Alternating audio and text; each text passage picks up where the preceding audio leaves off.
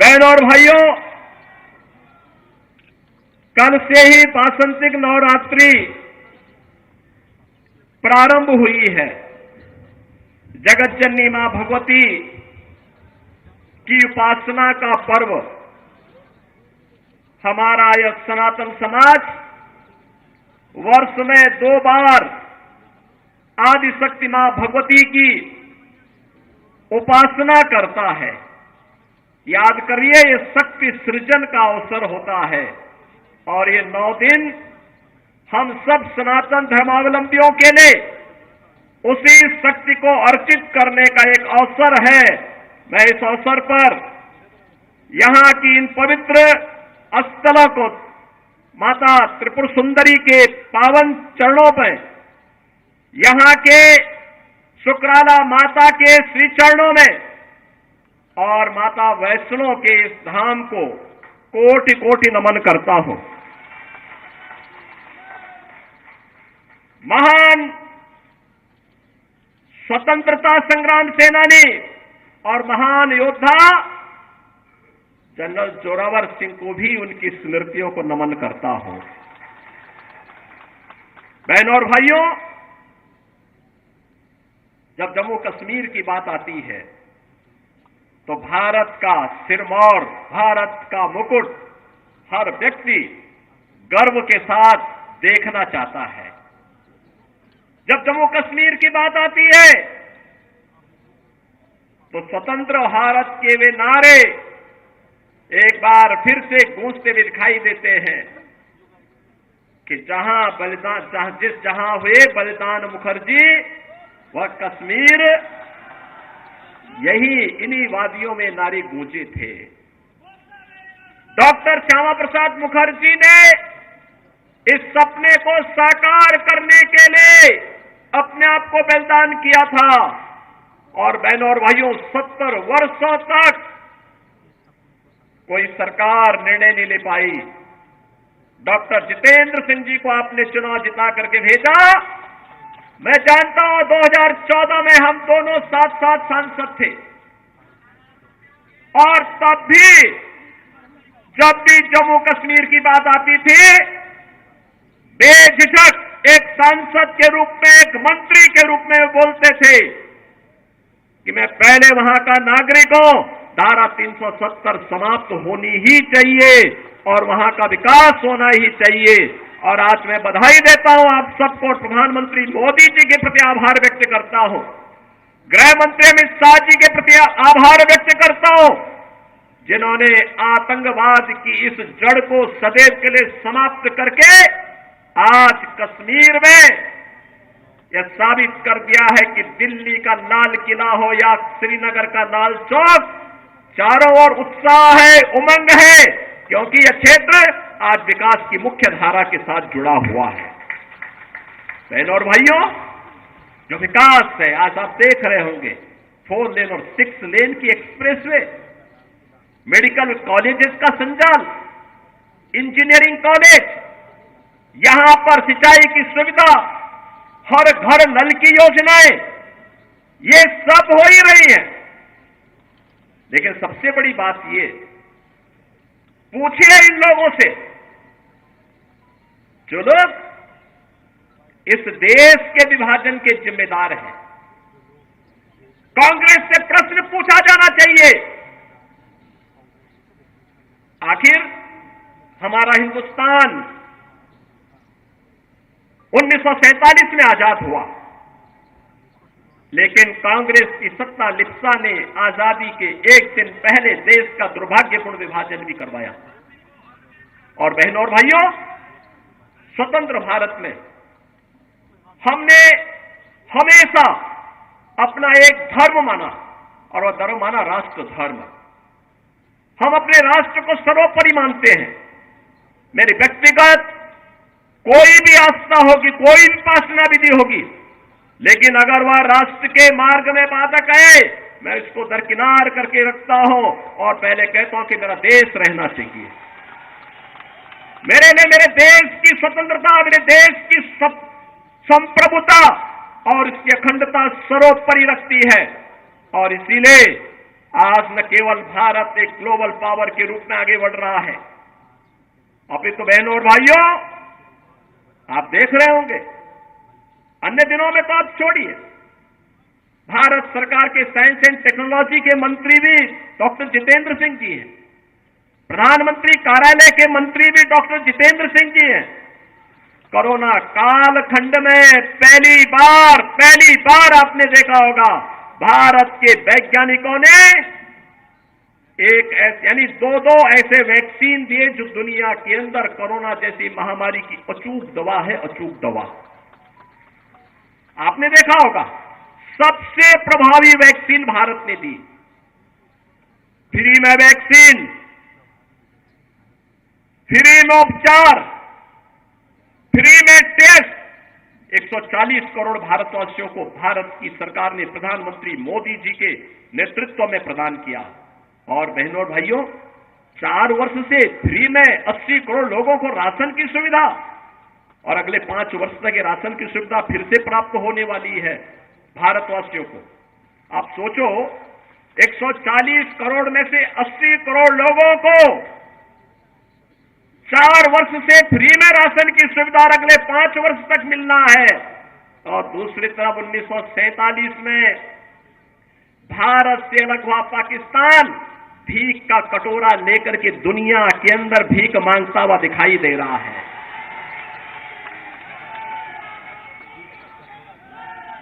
आज आप देख रहे होंगे बदलते हुए भारत को, ये जो नया भारत है बहनों और भाइयों, इस नए भारत को आज आप देख रहे होंगे, एक भारत श्रेष्ठ भारत। इस भारत में भारत के 140 करोड़ लोगों का सम्मान भी है। दुनिया के अंदर आज भारतवासी कहीं भी जाता है, लोग बड़े सम्मान के साथ उसकी ओर देखते हैं। आज भारतवासी दुनिया के अंदर सम्मान प्राप्त कर रहा है। आज सीमाएं भी सुरक्षित हुई हैं। ऐसा नहीं कि अब कोई पाकिस्तान का व्यक्ति कोई घुसपैठ करके हमारी सुरक्षा में सेंध लगाएगा, नहीं लगा सकता। अगर कहीं एक पटाखा भी फूट जाए ना तो पाकिस्तान अब सफाई देता कि नहीं मेरा इसमें हाथ नहीं है, क्योंकि उसे मालूम है अगर कुछ हो गया तो फिर उसको लेने के देने पड़ेंगे। और बहनों भाइयों, जब एक मजबूत सरकार होती है तो ऐसे होता है। सुरक्षा की पुख्ता व्यवस्था, कश्मीर में धारा 370 समाप्त करके यहां के आतंकवाद की समस्या का समाधान, देश के अंदर नक्सलवाद की समस्या का भी समाधान हो गया।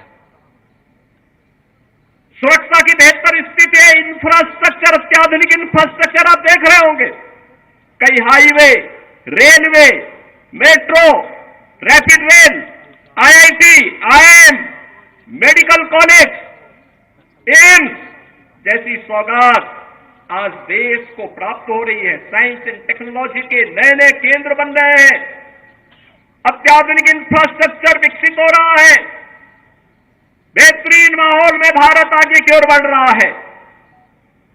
और यही नहीं, इन सब स्थितियों को ध्यान में रखने के साथ ही गरीब कल्याणकारी योजनाओं की कोई सानी नहीं। आप देखते होंगे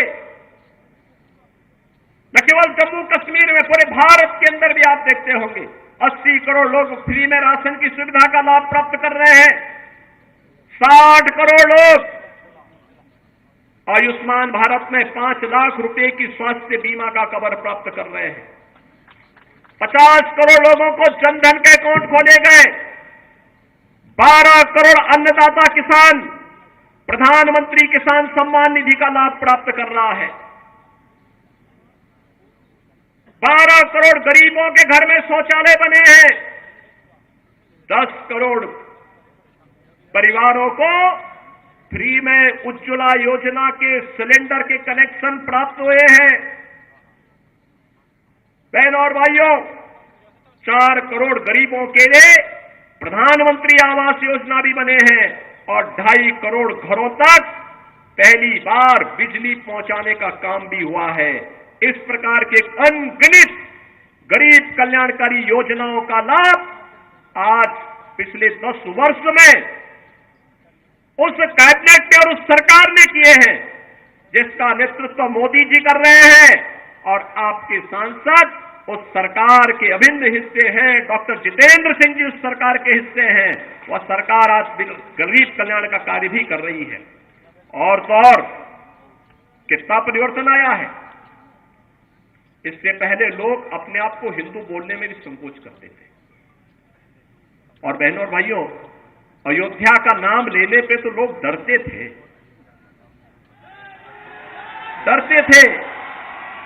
मुझे याद है जब मैं 2017 में उत्तर प्रदेश का मुख्यमंत्री बना तो मैं अयोध्या चला गया। लोगों ने कहा, अरे क्या कर रहे हैं? मैंने कहा, अरे क्यों? कहा कि अयोध्या जाने से आपको मालूम है तो कुछ लोग नाराज हो जाएंगे। मैंने कहा, कुछ लोग नाराज हो जाएंगे तो क्या मैं अपनी आस्था के साथ और जन आस्था के साथ खिलवाड़ कर दूं क्या? ये वोट बैंक के लिए नहीं हो सकता है। हमने कहा, अयोध्या में भव्य दीपोत्सव के आयोजन की तैयारी करो।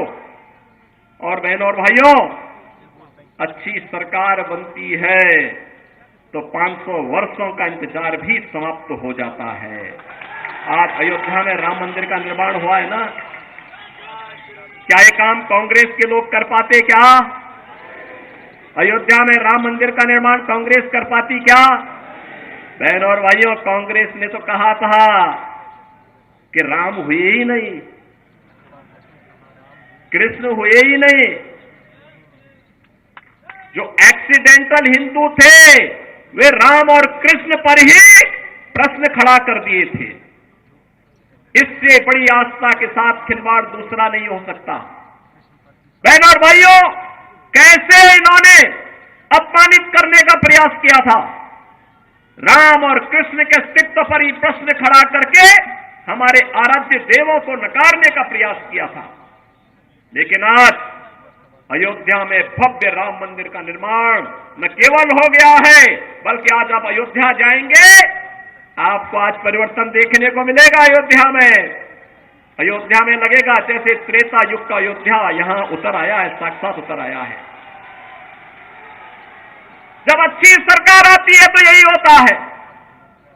अच्छी सरकार आती है, यही होता है। काशी में आप जाइए, काशी विश्वनाथ धाम बन गया है। लोग बोलते थे काशी विश्वनाथ धाम संकरी गली थी, बामुश्किल 5 लोग जा पाते थे।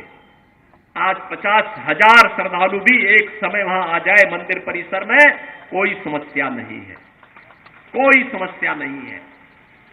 आस्था का सम्मान कैसे होना चाहिए, यह कार्य भी आज देखने को मिल रहा है। नौजवानों के लिए रोजगार की व्यवस्था, आजीविका की व्यवस्था कैसे होनी चाहिए, यह कार्य भी आज देश के अंदर बखूबी आगे बढ़ रहा है।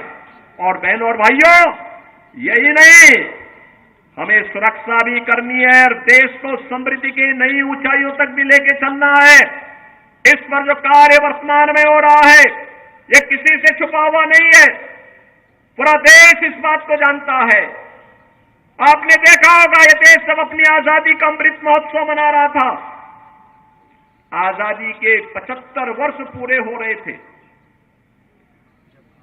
देश उत्साह के साथ जुड़ा हुआ था और उस उत्साह को और दुगना कर दिया था जब जो ब्रिटेन लगभग 200 वर्षों तक जिस भारत पे शासन किया था, उस ब्रिटेन को पछाड़ करके प्रधानमंत्री मोदी जी के नेतृत्व में भारत दुनिया की 5वीं बड़ी अर्थव्यवस्था बना,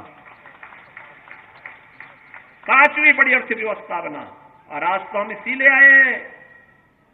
बहुत सारे लोग आएंगे आपके पास अपनी बात कहने के लिए, कोई जाति की बात करेगा, कोई क्षेत्र की बात करेगा, कोई भाषा की बात करेगा, कोई किसी अन्य बात की बात करेगा।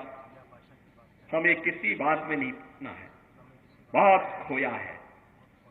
अब पाने का समय आया है, अपने देश को मजबूत करने का समय आया है। कठुआ को विकास की मुख्य धारा के साथ जोड़ करके अपने वर्तमान और भावी पीढ़ी के लिए उज्जवल भविष्य देना है। और इसके लिए आवश्यक है जो कार्य यहां पे पिछले 10 वर्ष के अंदर, मैं सचमुच चौंका था जब मैं ऊपर से हेलीकॉप्टर से देख रहा था यहां का विकास किस तरीके से। कोई सोचता था यहां भी एक्सप्रेसवे से जुड़ेगा, यहां भी मेडिकल कॉलेज बनेंगे, यहां पे प्रौद्योगिकी संस्थान बनेंगे, यहां पे कुछ अच्छे सेंटर स्थापित होंगे। जम्मू कश्मीर को तो लोगों ने लावारिस छोड़ दिया था, भगवान भरोसे छोड़ दिया था। देश को इन्होंने किस प्रकार का व्यवहार देश के साथ किया था। बहनों और भाइयों, कांग्रेसियों के व्यवहार पर कोई आश्चर्य नहीं, क्योंकि इन्होंने पूरे देश को अपनी पपौती समझ करके उसको, जब देश के ऊपर संकट आता था, ये लोग देश छोड़ करके भाग जाते थे। किसी भी समय में आपने देखा होगा, या डोडा का नरसंहार किसने नहीं देखा था। लेकिन बहनों और भाइयों, अब हमारे पास वक्त आया है, पिछले 10 वर्ष में जो कार्य किया है उसके परिणाम को हमें और बेहतर तरीके से सामने लेकर के आना है, और इसके लिए तीसरी बार मोदी जी ने आपसे कार्यकाल मांगा है। मोदी जी तीसरी बार देश के अंदर भारत को तीसरी बड़ी अर्थव्यवस्था के रूप में स्थापित करने के लिए आपके पास आ रहे हैं, और इसके लिए मोदी जी के प्रतिनिधि के रूप में आपके लोकप्रिय सांसद और केंद्रीय मंत्री डॉक्टर जितेंद्र सिंह जी तीसरी बार आपका आशीर्वाद प्राप्त करने के लिए आपके पास आए हैं। बहनों और भाइयों, अपनी सहजता, अपनी सरलता, अपने व्यवहार कुशल से न केवल उन्होंने देश के अंदर, बल्कि जो भी दायित्व उन्हें भारत सरकार ने सौंपा है, पार्टी ने सौंपा है, उसका बखूबी निर्वहन करने की जिम्मेदारी उन्होंने जिस तत्परता और जिस प्रतिबद्धता के साथ किया है, वो अद्भुत है, अभिनंदनीय है, और इसके लिए मैं आपको बधाई देता हूं। क्योंकि प्रतिनिधि आपने चुना, उनके साथ संसद में हम लोग जब 2014 में साथ सांसद थे, तब भी मैं देखता था बहुत ही सहजता, सरलता के साथ किसी भी बड़ी से बड़ी समस्या का समाधान कैसे होना चाहिए, इसके लिए वह उस समस्या के समाधान पर विश्वास करते थे। बहनों और भाइयों, आज मैं आपसे ही कहने के लिए आया हूं, आज देश आज जिस नए युग में प्रवेश किया है, जिस नए भारत का हम दर्शन कर रहे हैं, यह सच है, मोदी जी का नेतृत्व है, मोदी जी को इसका श्रेय जाता है। नए भारत के शिल्पी के रूप में मोदी जी का हर व्यक्ति सम्मान करता है। लेकिन बहनों और भाइयों, मोदी जी के साथ साथ आपको भी इसका श्रेय जाता है, क्योंकि मोदी जी को एक वोट देकर के आपने मोदी जी को देश की सत्ता सौंपी, देश की बागडोर सौंपी। मोदी जी को देश की बागडोर सौंपी है, तो परिणाम आज आपके सामने है।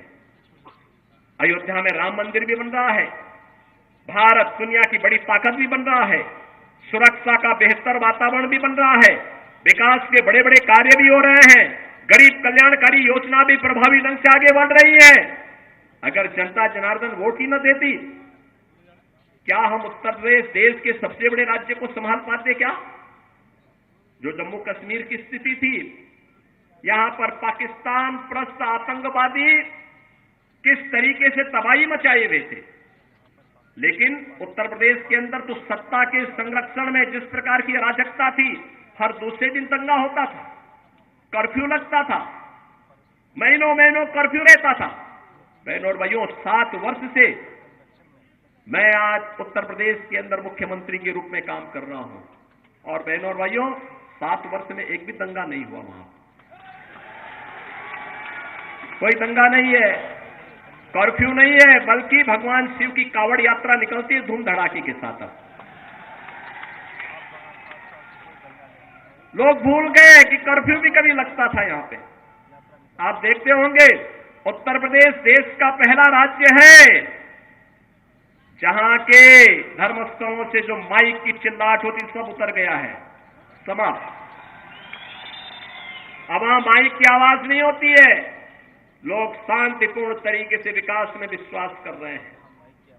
विकास और आस्था को सम्मान किस रूप में होना है, अयोध्या उसका एक उदाहरण आपके सामने है, मथुरा वृंदावन उसका उदाहरण है।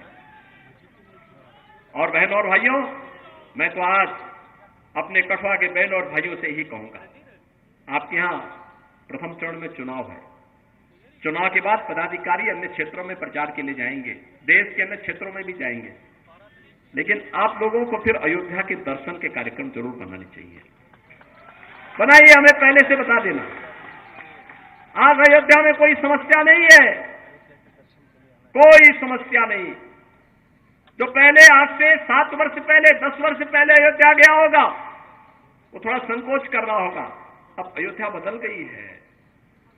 जैसे कठुआ में 6 लेन के एक्सप्रेस वे आ रही है ना, ऐसे अयोध्या के अंदर भी हम लोगों ने ऐसे एक्सप्रेस वे बना दी है।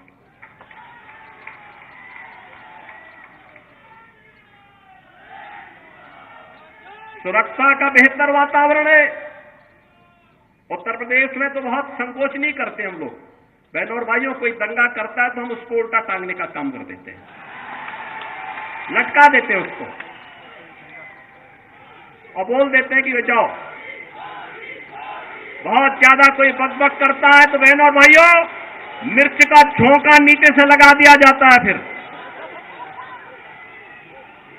सारी भोंभो अपने आप ठीक हो जाती है उन लोगों की। और इसलिए बहनों भाइयों, आज हम आए हैं नए भारत के निर्माण के लिए। हमें प्रधानमंत्री मोदी जी को तीसरा कार्यकाल देना है और तीसरे कार्यकाल के लिए तीसरी बार डॉक्टर जितेंद्र सिंह जी को भारी बहुमत से विजयी बना के भेजना है। उधमपुर में फिर से तीसरी बार कमल खिलाना है। आप सब सहमत हैं ना? सभी लोग सहमत हैं? माताएं बहनें भी सब लोग अपना आशीर्वाद दीजिए।